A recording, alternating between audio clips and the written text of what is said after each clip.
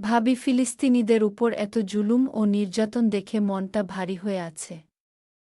আমরা তো ওদের জন্য কিছুই করতে পারছি না। ফিলিস্তিন শুধু একটি দেশ নয়, এটি মুসলিম উম্মার হৃদয়ের একটি অংশ। আমরা চাইলে ওদের জন্য অনেক কিছু করতে পারি। ইসলাম আমাদের অনেক করণীয় শিখিয়ে দিয়েছে। এত দূর থেকে আমরা কি করতে পারি ভাবি? মুসলমানদের একটি শক্তিশালী অস্ত্র হল দোয়া। আমরা ফিলিস্তিনের নির্যাতিত মানুষদের জন্য দোয়া করতে পারি। দোয়া করে কি হবে ভাবি? তাতে কি কিছু বদলাবে? নির্যাতিত নিপীড়িত মানুষের জন্য দোয়া করা প্রত্যেক মুসলমানের ঈমানী দায়িত্ব।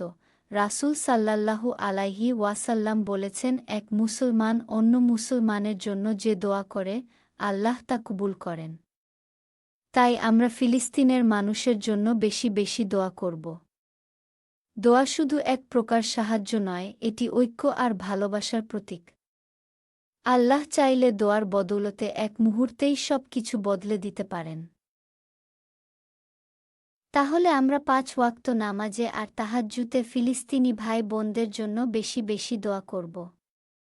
নিশ্চয়ই আল্লাহ আমাদের দোয়া কবুল করবেন। ইনশা আল্লাহ। ফিলিস্তিনিদের প্রতি সহানুভূতি প্রকাশের আরেকটি উপায় হল আর্থিক সহযোগিতা। ফিলিস্তিনের গাজা উপত্যকায় খাদ্য সংকট চরম মানবিক বিপর্যয়ের রূপ নিয়েছে। আমরা চাইলে এই সংকট নিরসনে বিশ্বস্ত সংস্থার মাধ্যমে আর্থিক সহায়তা পাঠাতে পারি। এই প্রসঙ্গে সূরা বাকারার ২৬১ নং আয়াতে মহান আল্লাহ বলেছেন, যারা নিজেদের সম্পদ আল্লাহর রাস্তায় ব্যয় করে তাদের জন্য রয়েছে মহাপ্রতিদান। ভাবি চারদিকে পণ্য বয়কট আন্দোলন জোরদার হচ্ছে।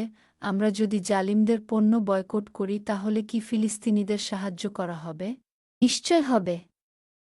যারা ফিলিস্তিনিদের উপর জুলুম নির্যাতন করছে, আমরা যদি তাদের পণ্য ব্যবহার না করি, তাহলে তারা অর্থনৈতিকভাবে ক্ষতিগ্রস্ত হবে।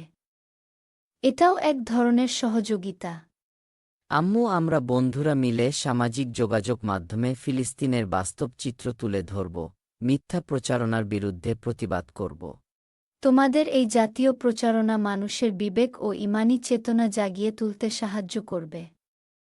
মুক্ত স্বাধীন ফিলিস্তিনি রাষ্ট্র গঠনে আমরা প্রত্যেকে যার যার জায়গা থেকে সহযোগিতার হাত বাড়িয়ে দেই আর প্রার্থনা করি, হে আল্লাহ, ফিলিস্তিনি ভাই বোনদের রক্ষা করুন, তাদের বিজয় দান করুন, আমাদের মুসলিম উম্মাহকে সচেতন করুন, ঐক্যবদ্ধ করুন, শক্তিশালী করুন।